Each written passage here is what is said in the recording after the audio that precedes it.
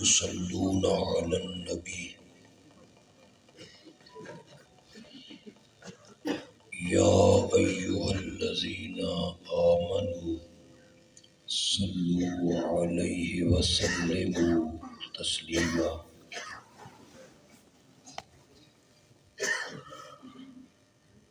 اللهم صل على محمد وعلى آل محمد كما صليت على إبراهيم وعلى آل إبراهيم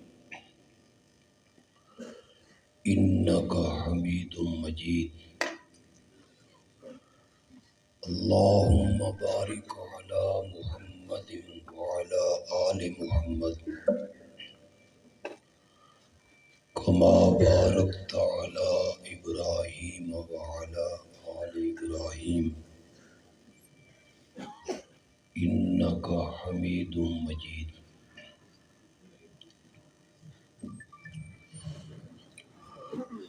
ہمارے عزیز مولانا ولی اللہ خان نے آج کے اس پروگرام کے لیے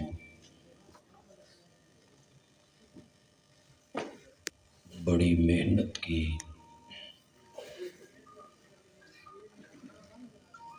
دعوتیں دیں،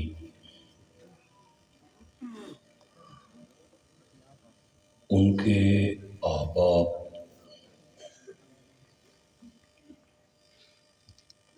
ان کے شانہ بشانہ رہے،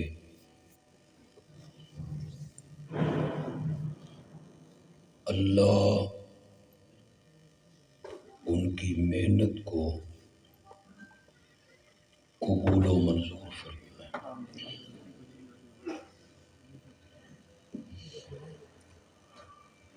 پروگرام کا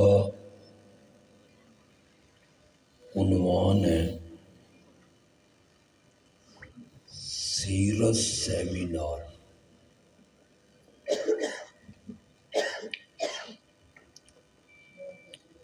آج کے اس ترقی یافتہ دور میں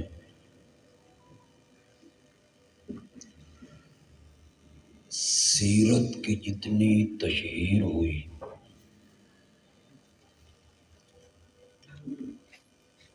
ماضی میں اس کی مثال ملنا بھی ناممکن ہے۔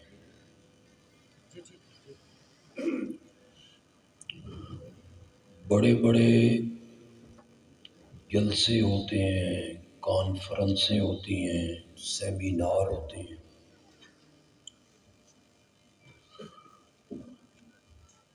برس کا دور ہے،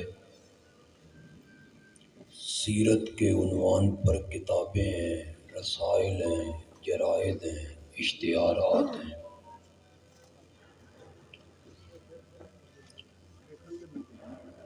میڈیا کا دور ہے، فیس بک پہ، یوٹیوب پہ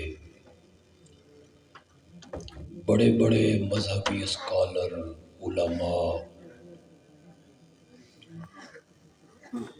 وہ سیرت کے عنوان پر گفتگو کرتے ہیں۔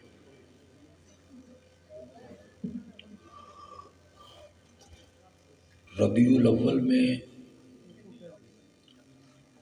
سیرت کا تذکرہ اپنے جوبن پہ ہوتا ہے،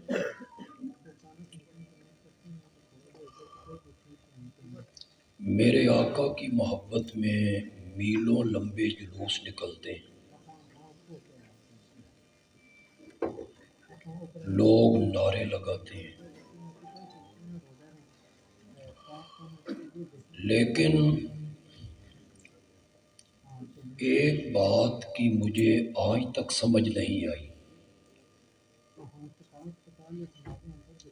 کہ جتنا سیرت کا تذکرہ زیادہ ہو رہا ہے، ہماری سیرتیں دن بدن اتنی خراب ہو رہی ہیں۔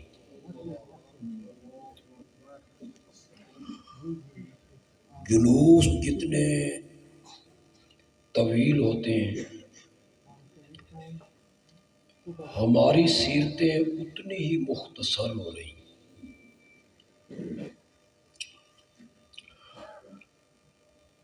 ایک دور تھا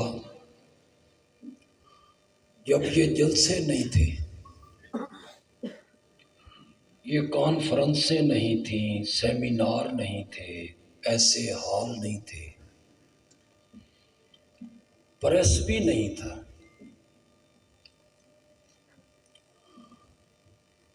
ہمیں ایک شخصیت نظر آتی ہے، امام اعظم امام ابو حنیفہ رحمت اللہ،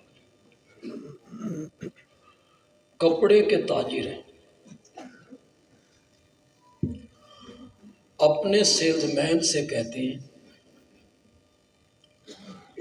کہ میں ایک ضروری کام کے لیے جا رہا ہوں، اگر کوئی گاہک آئے تو یہ تھان عیب دار ہے. ایک تو اسے عیب بتانا ہے، پھر یہ پوری قیمت پہ بیچنا نہیں. واپس تشریف لائے، پوچھا وہ تھان بک گیا؟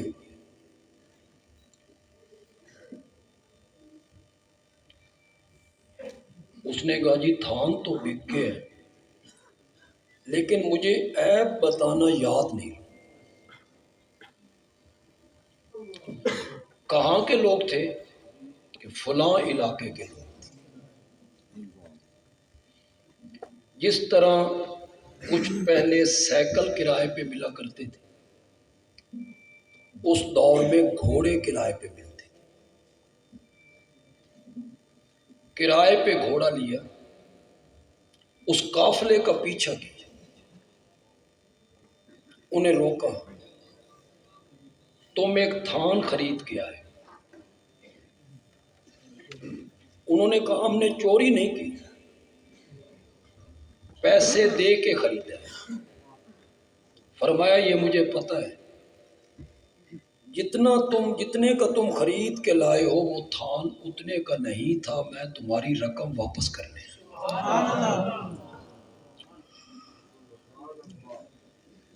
سیرت کا یہ زور نہیں، جلسے نہیں، کانفرنسیں نہیں، لیکن ان کی سیرتیں اتنی اجلا اور اتنی اجلا ہیں کہ بندہ ان کو پڑھ کے حیران ہو جاتا. حضرت شاہ اسماعیل شہید رحمت اللہ، گھمسان کی جنگ ہو رہی ہے اور دوپہر کے ٹائم وہ ایک درخت کے نیچے لیٹ گئے آرام کرنے کے لیے، جسے قیلولہ کہتا. کسی نے کہا حضرت گھمسان کی جنگ ہے، دو بدو لڑائی ہے اور آپ یہاں لیٹے ہوئے ہیں. فرمایا جب سے ہوش سنبھالا ہے قیلولہ والی سنت کبھی ضائع نہیں، میں آج بھی اسے پورا کرنا چاہتا ہوں. ان لوگوں کی سیرتیں اتنی اجلا اور اجلا کیوں تھی؟ حضرت مجدد الفسانی رحمت اللہ علیہ سفر سے آئے، لیٹ گئے. لیٹنے کے بعد محسوس ہوا کہ میں سنت طریقے پہ نہیں لیٹا ہے، کہ ہاتھ دائیں رخسار کے نیچے رکھ کر کعبے کی طرف منہ کر کے لیٹوں. تو جہاں لیٹے ہوئے ہیں وہی کروٹ نہیں بدلی، اٹھے، تھوڑی سی چہل قدمی کی اور پھر آقا کی سنت کے مطابق لیٹے. بعض علماء نے لکھا کہ دائیں ہاتھ سے کام کو شروع کرنا میرے آقا کی سنت ہے. پہلے دایاں ہاتھ دھونا ہے، پھر بایاں ہاتھ دھونا ہے، پہلے دایاں پاؤں دھونا ہے پھر بایاں پاؤں دھونا ہے، یہ سنت ہے۔ اب چہرے میں تو دایاں بایاں کوئی نہیں۔ حضرت مجدد الفسانی رحمۃ اللہ علیہ یہ کوشش کیا کرتے تھے کہ جب میں چہرے پہ پانی ڈالوں تو اس کے پہلے قطرے دائیں طرف گرنے چاہیے، تاکہ یہاں بھی میرے نبی کی سنت پر عمل۔ ہمارے سیرت کے جلسوں میں میرے نبی کے حسن کو بیان کیا جاتا ہے،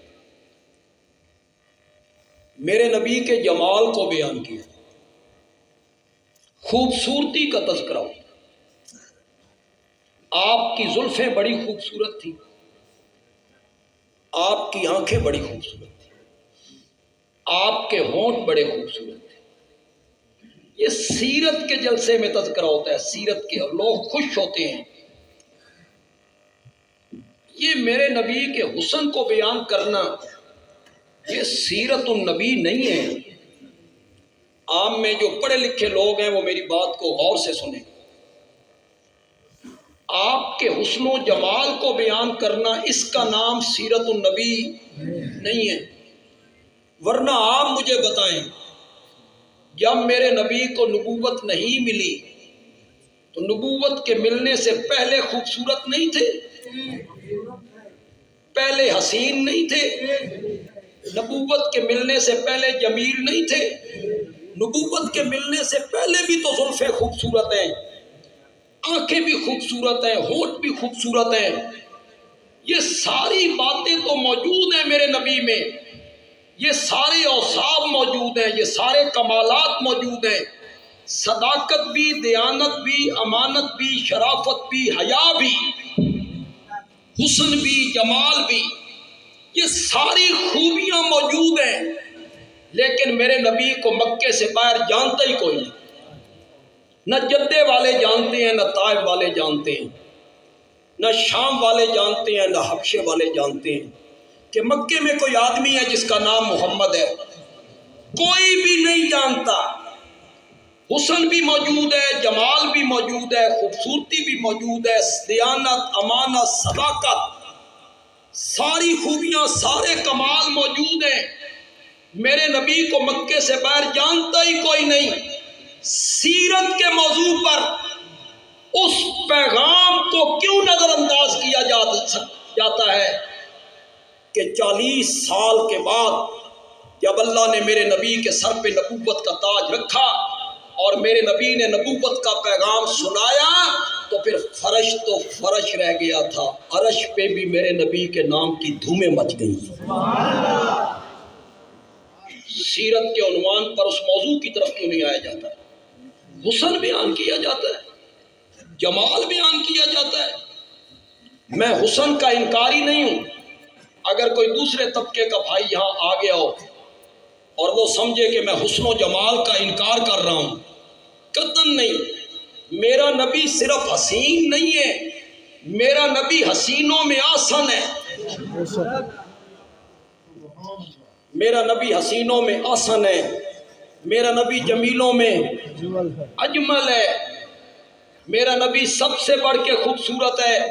خدا گواہ ہے، اگر میں اپنے نبی کے ہونٹوں کی نزاکت کو گلاب کے پھول کی پنکھڑی سے تشبیہ دوں، میرے نبی کے ہونٹوں کی توہین ہو جائے گی۔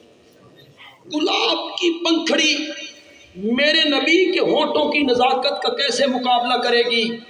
اگر میں آپ کی زلفوں کو رات کی سیاہی کے ساتھ تشبیہ دوں، میرے نبی کے زلفوں کی توہین ہو جائے گی۔ کعبہ کے رب کی قسم ہے، اگر میں آقا کے پسینے کو کستوری اور عنبر سے تشبیہ دے دوں، میرے آقا کے پسینے کی توہین ہو جائے گی، توہین ہو جائے گی۔ حسن کا انکار نہیں ہے، میں صرف یہ کہنا چاہتا ہوں حسن کے بیان کرنے کا نام سیرت النبی نہیں ہے، یہ ہے سیرت محمد ابن عبداللہ، یہ سیرت ہے محمد ابن عبداللہ کی، اور اشاعت التوحید والے سیرت بیان کرتے ہیں محمد الرسول اللہ کی، جب آپ کے سر پہ نبوت کا تاج رکھا۔ یہ تو میں نے درمیان میں یوں ہی ایک بات کہی، اصل میں اس طرف آنا چاہتا تھا کہ ہماری سیرتیں محدود کیوں ہو رہی ہیں، سیرت کی تشہیر زیادہ ہو رہی ہے، جلسے زیادہ ہو رہے ہیں، ہماری سیرتیں دن بدن محدود ہو رہی ہیں، کم ہو رہی ہیں، خراب ہو رہی ہیں۔ میرا ایک تجزیہ ہے، میں آپ کے سامنے رکھ دیتا ہوں، آپ کو اختلاف کرنے کا پورا حق حاصل ہے، آپ میرے تجزیے سے اختلاف بھی کر سکتے ہیں کہ نہیں بندیالوی یہ بات نہیں ہے جو تو کہہ رہا ہے، اور اگر میرا تجزیہ صحیح ہو تو آپ سبحان اللہ کہیں گے، مجھے پتہ چل جائے گا کہ آج آپ مجھ سے متفق ہیں۔ میرا تجزیہ یہ ہے کہ ہماری سیرتیں دن بدن اس لیے خراب ہو رہی ہیں کہ ہم جو کہتے ہیں اس پر عمل نہیں کرتے، اور ہم جو سنتے ہیں اس پر عمل نہیں کرتے۔ ہم عمل کرنے کے لیے سنتے ہی نہیں ہیں، ہم لذت کے لیے سنتے ہیں، سرور کے لیے سنتے ہیں۔ مولانا کا گلا اچھا ہو، تھوڑا سا گا گا کے شعر پڑھیں تو ہم لذت لیں، مولانا بازو چڑھائیں اور میز پہ مکے ماریں اور دوسرے مسلک کے بزرگوں کے نام بگاڑیں تو ہم کہتے ہیں پھٹیاں پھن چھٹیاں، بڑی تقریر کی ہے اس نے۔ عمل کی نیت ہماری ہوتی ہی نہ بیان کرنے والے کی نہ سننے والے کی، یہ نیت نہیں ہوتی عمل کرنے کی۔ اور اگلی بات جو بندیالوی کہنے لگا ہے، اس پر ذرا غور کیجئے، میرے نبی کی سیرت کا سب سے نمایاں حصہ یہی ہے کہ میرا نبی جو کہتا تھا وہ کر کے دکھایا کرتا تھا۔ میرے نبی کی سیرت کا یہ سب سے نمایاں حصہ ہے، بلکہ میرا نبی کہتا کم تھا، کر کے زیادہ دکھا۔ یہی حصہ ہے میرے نبی کی سیرت کا۔ امت کو کہا 5 وقت کی نماز پڑھو، خود میرے آقا نے کتنے وقت کی نمازیں پڑھ کے دکھائی۔ وَمِنَ اللَّيْلِ فَتَہَجَّدْ بِهِ نَافِلَةً لَكَ عَسَىٰ أَن يَبْعَثَكَ رَبُّكَ مَقَامًا مَحْمُودًا۔ ترجمہ کرنے لگا، پسند آئے تو کہنا بندیالوی اچھا ترجمہ کر۔ رات کے کچھ حصے میں اٹھئے،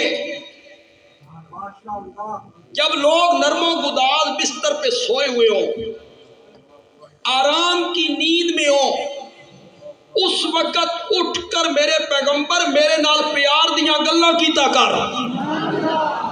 وَمِنَ اللَّيْلِ فَتَہَجَّدْ بِهِ نَافِلَةً لَكَ، یہ صرف تیرے لیے، یہ رات کو اٹھ کے نماز پڑھنا یہ ضروری تیری امت کے لیے نہیں ہے، تیرے لیے ہے۔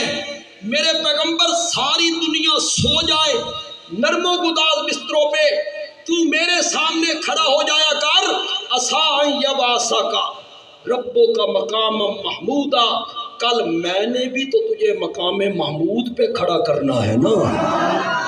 آج آپ میرے سامنے کھڑے ہوں تو کل میں آپ کو مقام محمود پہ کھڑا کروں۔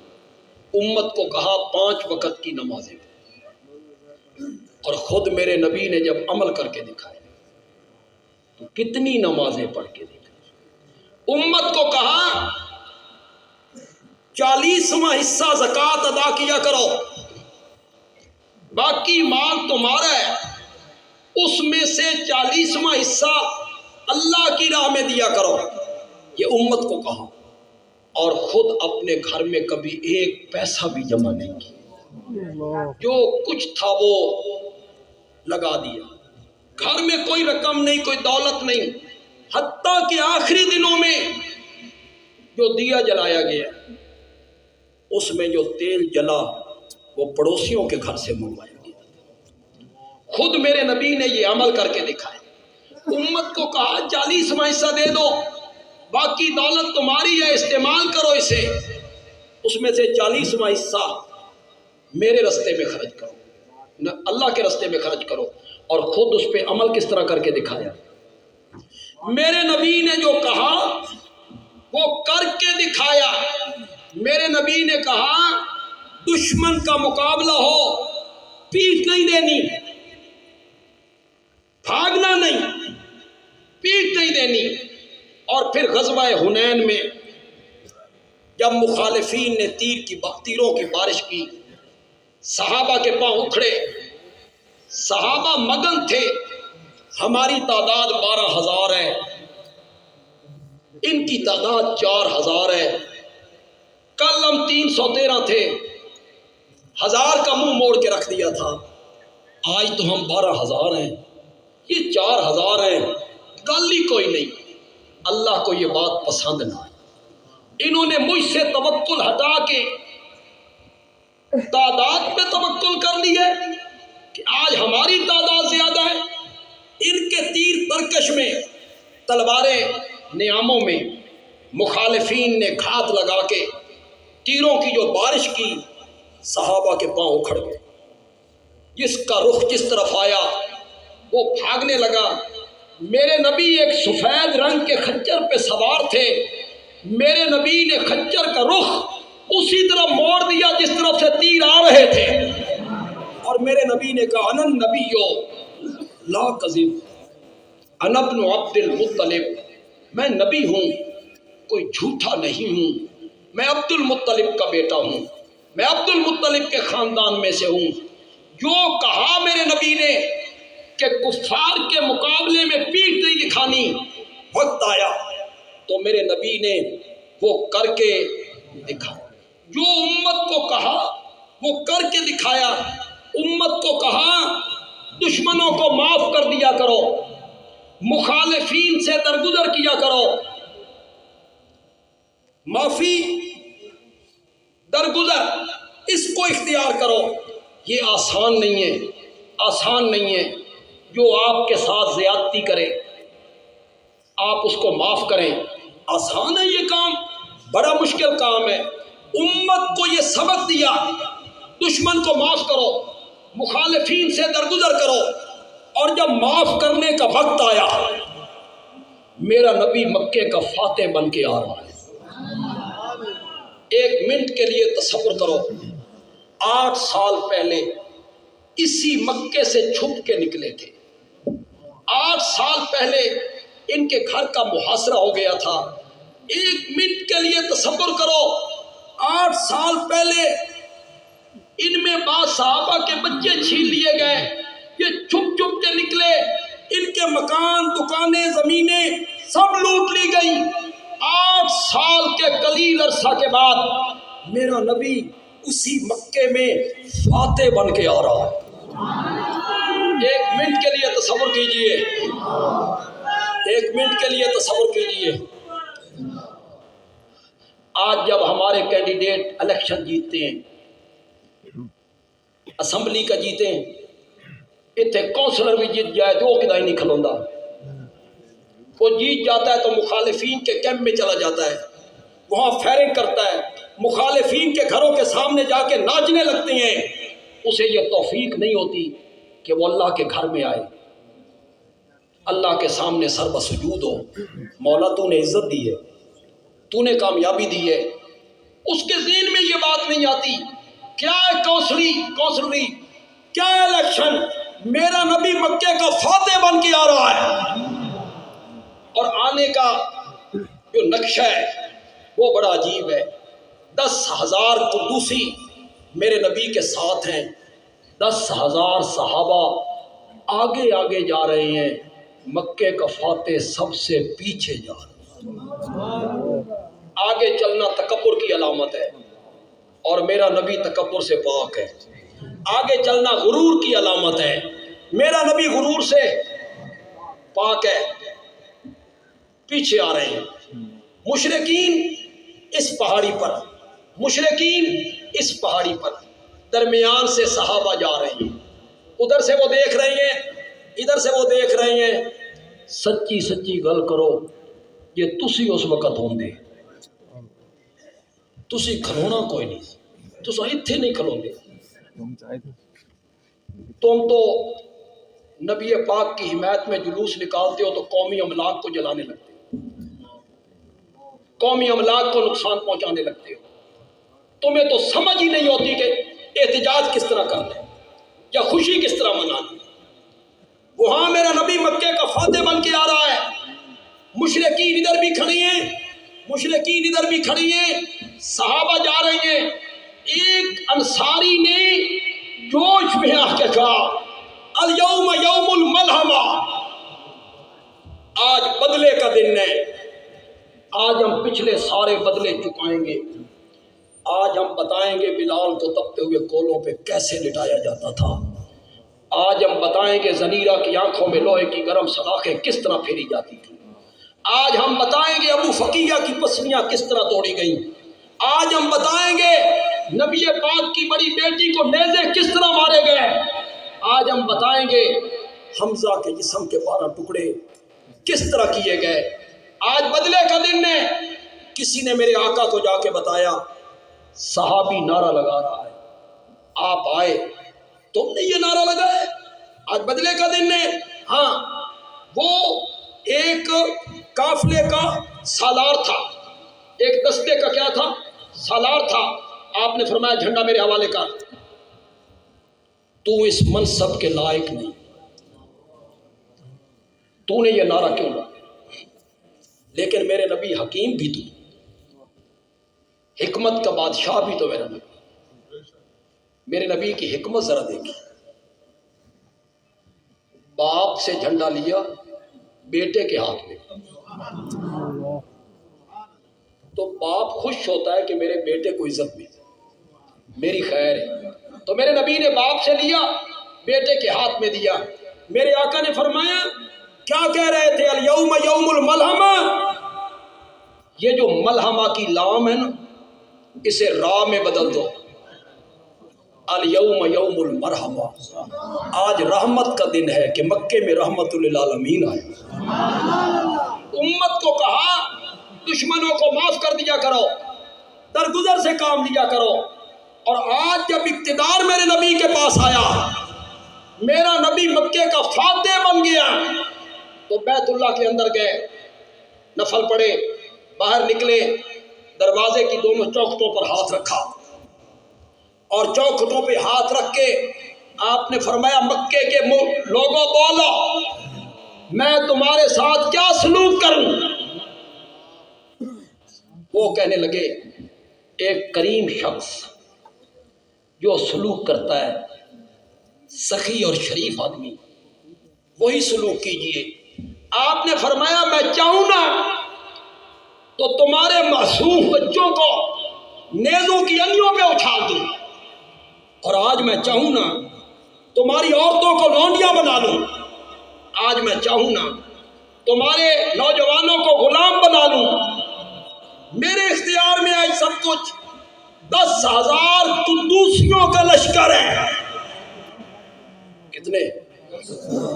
وہ جو اللہ نے کہا رب ادخلنی مدخل صدق واخرجنی، بولو تو صحیح، کبھی نکل رہے ہیں کبھی داخل ہو رہے ہیں۔ رب ادخلنی مدخل صدق واخرجنی مخرج صدق، جب نکل رہے تھے تو ساتھ ایک تھا، اللہ کون تھا؟ جب آ رہے ہیں تو ساتھ 10,000 ہیں۔ میرے نبی نے نکلنے اور داخل ہونے کو ایک ساتھ ذکر کر کے بتایا، ابو بکر 10,000 کے برابر ہے۔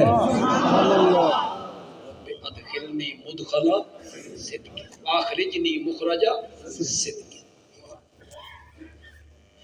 امت کو یہ کہا کہ درگزر سے کام لیا کرو، اور وہاں میرے نبی نے کہا اگر میں چاہوں تو تمہارے نوجوانوں کو غلام بنا لوں، عورتوں کو لونڈیاں بنا لوں، لیکن لا تثریب علیکم اليوم انتم الطلقاء، کیا میں نے تم سب کو معاف کر دیا ہے؟ میرے نبی نے سب کو معاف کر دیا، اس میں اکرمہ ہے، جس نے ایک آدمی کو زہر میں تلوار بجھا کے دے کے کہا تھا جاؤ محمد کو قتل کر دو، تیرے خاندان کی ساری ذمہ داری میرے پاس ہے۔ وہ بھاگ گیا، اس کی پہلی آئی ابو جہل کی بہو، ایک منٹ کے لیے تصور تو کرو، ابو جہل کی بہو آ گئی، اس نے کہا میں امان لینے آئی ہوں اپنے خامد کی۔ فرمایا کتنی امان لینا چاہتی ہو؟ کہنے لگی 1 مہینے کی۔ فرمایا جاؤ میں نے تمہیں 2 مہینے کی امان دے دی۔ مکے میں عورت ضامن نہیں بن سکتی تھی، مکے میں عورت کی زمان قبول نہیں ہوتی تھی۔ کہنے لگی اگر میں خامد کو جا کے بتاؤں گی نہیں وہ مانے گا نہیں مانے گا، کوئی نشانی دو۔ میرے نبی نے کاندھے سے اپنی چادر ہٹائی، ابو جہل کی بہو کے حوالے کیا، جاؤ اپنے خامد کو یہ نشانی جا کے دکھاؤ۔ میرے نبی نے ایک ایک کو معاف کیا۔ میرے نبی نے واشی کو بھی معاف کیا جس نے حضرت حمزہ کو قتل کیا تھا، اسے بھی کیا کر دیا؟ اتنا کہا میرے سامنے نہ آیا، میری پیٹھ پیچھے بیٹھا، میری پیٹھ پیچھے بیٹھا۔ میرے نبی نے واشی کو بھی معاف کیا، تمام دشمنوں کو میرے نبی نے معاف کیا۔ امت کو کہا درگزر سے کام لیا کرو، معاف کر دیا کرو، مخالفین کو معاف کر دیا کرو۔ پھر وقت آیا تو میرے نبی نے اس پر عمل کر کے دکھایا۔ اگر آپ میری طرف توجہ کریں تو میں آخر میں ایک بات کہنا چاہتا ہوں، سنیں گے؟ پچھلے دنوں ایک جماعت کے لیڈر نے حضرت ہند کے بارے میں کہا کہ وہ کلیجہ خور تھی، حمزہ کا کلیجہ چبایا، اور ایک دوسری جماعت کی ایک خاتون لیڈر کو اس نے اس کے ساتھ تشبیہ دی کہ یہ جو خاتون لیڈر ہیں یہ اسی ہند کی طرح ہے۔ کہاں ہند اور کہاں یہ خاتون لیڈر؟ ان جیسے لوگوں سے ساری دھرتی بھر جائے، حضرت ہند کے پاؤں کے قدموں کو بھی ہاتھ نہیں لگا سکتے۔ جو آپ میں پڑھے لکھے لوگ، ایک ہوتا ہے پٹ دماغ، جو سنا یہاں لکھ لیا بس اس کے خلاف نہیں سننا۔ ایک ہوتے ہیں تحقیقی دماغ کے لوگ، بندیالوی بات کرنے لگا ہے اس پر تحقیق کی، پرکھی، میری بات آنکھیں بند کر کے نہ مانی، پرکھی۔ کلیجہ کسی کو قتل کرنا زیادہ جرم ہے یا اس کا سینہ چیر دینا، مسلح کر دینا، دل نکال لینا، کلیجہ نکال لینا، آنکھیں نکال لینا، کان کاٹ دینا؟ کون سا جرم زیادہ ہے؟ مسلح کرنا، یہ زیادہ جرم ہے، بندے کو زیادہ غصہ آتا ہے۔ میرے عزیز کا ایک بندے نے میرے عزیز کو گولی ماری، دوسرے بندے نے اس کا سینہ چیر دیا، کلیجہ نکالا، یہ زیادہ جرم ہے۔ میرے نبی نے اٹھاؤ بخاری، واشی آیا جس نے قتل کیا تھا، میرے نبی نے فرمایا توبہ قبول ہے، معافی قبول ہے، میرے سامنے نہ آیا کر، میرے پیٹھ پیچھے آیا کر۔ اور جب ہند آئی تو میرے نبی نے فرمایا مرحبا۔ سبحان اللہ۔ کیوں میرے نبی نے یہ فرق کیا؟ کیوں میرے نبی نے یہ فرق کیا؟ ایک نے قتل کیا، اسے کہتی ہیں میرے سامنے نہ آیا کرو، دوسرے نے کلیجہ چبایا، اسے کہتے ہیں مرحبا، خوش آمدید۔ معلوم ہوتا ہے اگر یہ کلیجہ چبانے والی بات صحیح ہوتی تو میرا نبی دونوں کے ساتھ یکساں سلوک کرتا۔ اسے بھی کہتے ہیں تو میرے سامنے نہ آیا کر۔ لیکن جب ہند نے اسلام قبول کیا، میں بخاری سے پڑھ رہا ہوں، علماء کرام، کوئی تاریخ کی کتاب نہیں ہے، کوئی سیرت کی کتاب سے نہیں پڑھ رہا ہوں، بخاری سے پڑھ. جب ہند نے ایمان قبول کر لیا، شرائط آپ نے سنا دی، تو ہند نے ایک جملہ کہا، کہتی ہے کعبہ کے رب کی قسم ہے، اس دھرتی پر کوئی خیمہ، کوئی گھر اور گھر والے میری نگاہوں میں اتنے مبغوض نہیں تھے جتنا آپ کا گھرانہ تھا. آپ کے گھرانے کے لوگ تھے، میں عداوت رکھتی تھی، بغض رکھتی تھی آپ کے گھرانے سے، آپ کے گھر والوں سے. اور آج مجھے کعبہ کے رب کی قسم ہے، کوئی گھرانہ اور گھرانے والے مجھے اتنے محبوب نہیں ہیں جتنا تیرا گھرانہ محبوب ہے. اٹھا بخاری، یہ میرے نبی کی ساس ہے، یہ حضرت سیدنا معاویہ کی والدہ محترمہ ہے. کوئی گھرانہ، گھر اور گھر کے لوگ مجھے اتنے محبوب نہیں جتنا آپ کا گھرانہ اور گھر کے لوگ محبوب ہیں. اس کے جواب میں میرے نبی نے کیا کہا سناؤں؟ تھوڑا طلب تو کرو، پھر سناؤں گا. یہ سن کر میرے نبی نے کہا فَأَيْضًا وَالَّذِي نَفْسُ مُحَمَّدٍ بِيَدِهِ، اس ذات کی قسم ہے جس کے قبضے میں محمد کی جان ہے، میرا خیال بھی تیرے گھرانے کے بارے میں یہی ہے. سبحان اللہ. کیا یہ اٹھائیے بخاری. میں جانتا ہوں محدثین نے اس کا ایک اور معنی بھی کیا، لیکن وہ معنی بھی حضرت ہند کے حق میں جاتا ہے. آپ کا گھرانہ سب سے زیادہ محبوب ہے، آپ کا گھر سب سے زیادہ محبوب ہے. میرے نبی نے فرمایا وَعَيْزًا وَالَّذِي نَفْسِي بِيَدِهِ، جس رب کے ہاتھ میں میری جان ہے، اللہ اس تیری محبت میں اور اضافہ کرے. یہ محدثین نے دوسرا معنی کیا، اللہ اس محبت میں اور اضافہ. میں نے آج کی تقریر میں جو میں نے باتیں کی، بڑی سادہ انداز میں نے باتیں کی